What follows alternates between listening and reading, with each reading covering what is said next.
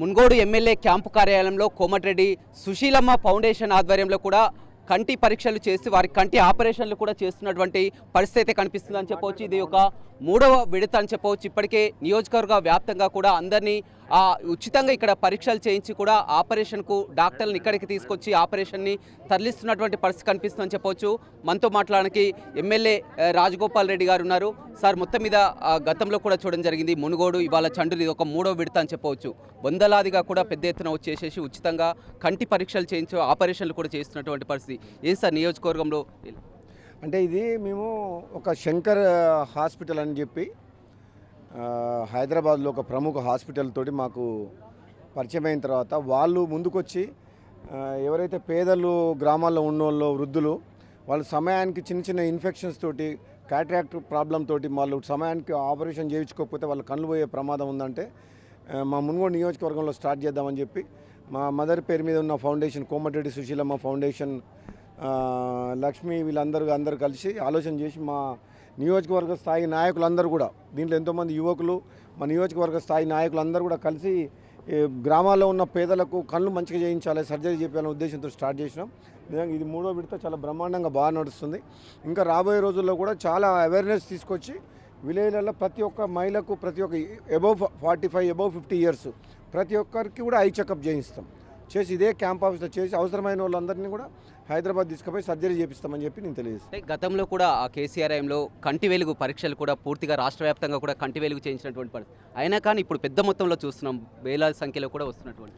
అంటే ఆయన కేసీఆర్ కంటి వెలుగు ఎందుకు చేయించిందంటే కారు గుర్తు కనబడదేమో అని చెప్పి అప్పుడు చేయించిండు. అది ఓట్ల కోసం చేయించినట్టు నాకు అనిపించింది. ఎందుకు వదిలేసి మళ్ళీ కంటి వెలుగు చేయించేసి ఎప్పుడు కానీ ఏదైనా ప్రోగ్రాం పెట్టుకుంటే గవర్నమెంట్ స్టార్ట్ చేస్తే అది నిరంతరంగా పేదల కోసం పనికొచ్చేటట్టు చేయాలి. ఇట్లా మొదలు పెట్టడం, అట్లా ఎలక్షన్స్ అయిపోగానే ఆపేయడం అది కరెక్ట్ కాదు. ఇది కళ్ళు చాలా ఇంపార్టెంట్. గ్రామాల్లో ముఖ్యంగా పేదలు వాళ్ళకు అవేర్నెస్ లేక టైంకి చూసుకోరు, చెకప్ చేసుకోరు. దాంతో ఏమైందంటే మెడికేషన్ తోటి పోయేది ఆపరేషన్ దాకా వస్తుంది. సమయానికి ఆపరేషన్ చేయకపోతే కన్ను పోతుంది. కాబట్టి వాళ్ళందరినీ కాపాడాల్సిన బాధ్యత ప్రజాప్రతినిధిగా నా మీద ఉంది.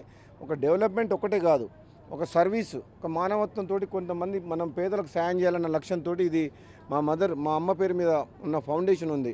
ఆ ఫౌండేషను మేమందరం కలిసి ఇక్కడ నిజంగా చూడండి, మా నియోజకవర్గంలో ప్రతి ఒక్క యువకులు, మా సర్పంచ్ స్థాయి, మండల స్థాయి, గ్రామ స్థాయి నాయకులందరూ కూడా దీంట్లో వాళ్ళ గ్రామాల్లో ఎవరెవరు ఉన్నారో వాళ్ళందరినీ తీసుకొచ్చి దగ్గరుండి ఆపరేషన్ చేపిస్తుండ్రు. నిజంగా ఇది మంచి ఉద్దేశంతో చేస్తున్నాం కాబట్టి దీనికి రాజకీయాలు దీన్ని అంటగట్టొద్దు.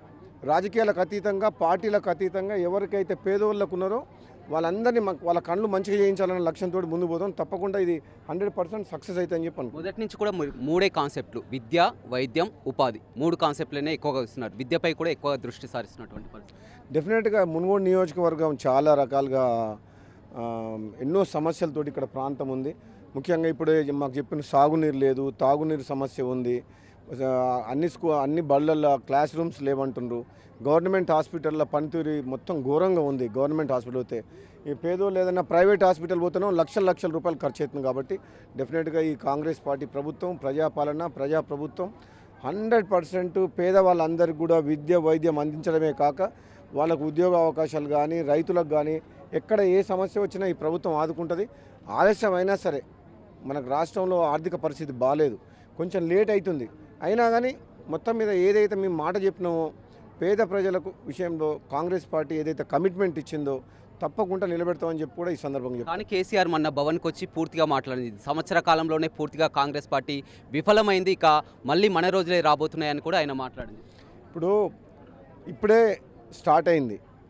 అంత తొందరగా కేసీఆర్ గారు దాన్ని కాంగ్రెస్ పార్టీని బ్లేమ్ చేయడం కరెక్ట్ కాదు. ఎందుకంటే ఆయన కేసీఆర్ చేసిన పాపాలు, అప్పుల్ని అవన్నీ సరిదిద్దాలంటే మాకు టైం పడుతుంది. గతంలో ఆయన అనవసరంగా కూలిపోయే ప్రాజెక్టులు కట్టి లక్షల కోట్ల రూపాయలు అప్పులు చేసి రాష్ట్రాన్ని అప్పుల పాలు చేసిండు. ఇప్పుడిప్పుడే కాంగ్రెస్ పార్టీ మాలాంటి అందరం కలిసి కూడా దాన్ని ఆర్థిక సంక్షోభం నుంచి బయటికి తీసుకొచ్చి ఇచ్చిన హామీలు ఏ విధంగా నెరవేర్చాలి, ఈ తెలంగాణని గాడిలో పెట్టాలి, ఈ పేద ప్రజలకు అండగా ఉండాలని చెప్పి కాంగ్రెస్ పార్టీ చేస్తుంది. కేసీఆర్ చేసిన నిర్వాహకం వల్లనే ఈరోజు ఈ పరిస్థితి ఉంది. మేము ఈరోజు ఇచ్చిన హామీలు కూడా నెరవేర్చలేకపోతున్నామంటే అది మా తప్పు కాదు. ఆయన రాష్ట్రాన్ని మొత్తం అప్పుల కుప్ప చేసిపోయిండు. ఒక్కొక్కటి మేము చక్కగా చేస్తున్నాం. ఇప్పుడు అందుకని రాబోయే రోజుల్లో ఎవ్వరు కూడా భయపడాల్సిన అవసరం లేదు, ఎవ్వరు కూడా ఆందోళన చెందాల్సిన అవసరం లేదు. కాంగ్రెస్ పార్టీ ఏదైతే హామీలు ఇచ్చిందో ఒక్కొక్కటిగా తప్పకుండా అన్ని నెరవేరుస్తామని చెప్పి కూడా ఈ సందర్భంగా చెప్తాను. మరోవైపు దురదృష్టకర ఘటన అని చెప్పొచ్చు. ఎస్ఎల్బీసీ టన్నెల్ పనిచేస్తూ కూడా మొత్తం అందులో 8 మంది చిక్కిపోయినటువంటి పరిస్థితి. అవును, అది గత 10 ఏళ్ళ పాపం, అది కూడా కేసీఆర్ది. అది ఎప్పుడో చేయాలి ఆ టన్నల్. 2004లో వైఎస్ రాజశేఖర రెడ్డి గారు ఉన్నప్పుడే శ్రీశైలం సొరంగ మార్గం నల్గొండ జిల్లాకు 5 లక్షల రూపాయలు 5 లక్షల ఎకరాలకు నీళ్ళు తీసుకొచ్చే ప్రాజెక్టు 10 ఏళ్ళు దాన్ని పట్టుకున్న పాపన పోలే. కూలిపోయే ప్రాజెక్టు కాళేశ్వరానికి 1,00,000 కోట్లు ఖర్చు పెట్టింది, కానీ మనకు ఒక 2,000 కోట్లు ఖర్చు పెట్టుంటే ఎప్పుడో మన టన్నల్ ప్రాజెక్ట్ సొరంగ మార్గం అయిపోయింది.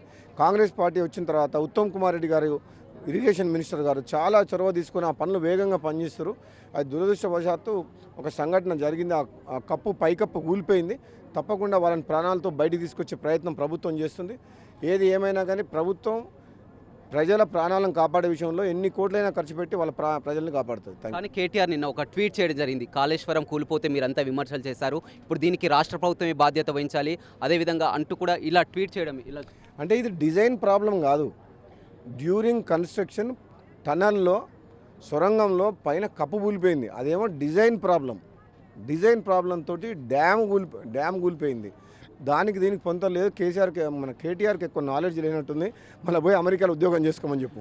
రైట్, చూడొచ్చు మొత్తం మీద రాష్ట్రం ఈ విధంగా పరిస్థితి రావడానికి దానికి కారణం కేసీఆరే కారణమని, 10 ఏళ్లలో తెలంగాణని ఈ విధంగా చేశారు కాబట్టే ఈ విధంగా అధోగతి పాలైంది. పూర్తిగా దీన్ని గాడిలో పెట్టే పనిలో ఉన్నాం. కాంగ్రెస్ పార్టీ ఇచ్చినటువంటి హామీలన్నీ కూడా నెరవేరుస్తామని చెప్తున్నారు. అదేవిధంగా నిన్న ఎస్ఎల్బీసీ జరిగినటువంటి ఘటన దురదృష్టకరమని, అన్ని విధాల వారిని బయటకు తీసుకొచ్చేందుకు ఇప్పటికే ప్రభుత్వం కూడా సంసిద్ధమై అంత పూర్తి స్థాయిలో కూడా పనిచేస్తుందని కూడా ఎమ్మెల్యే కోమటిరెడ్డి రాజగోపాల్ రెడ్డి చెప్తున్నారు. ఓ టు స్టూడియో.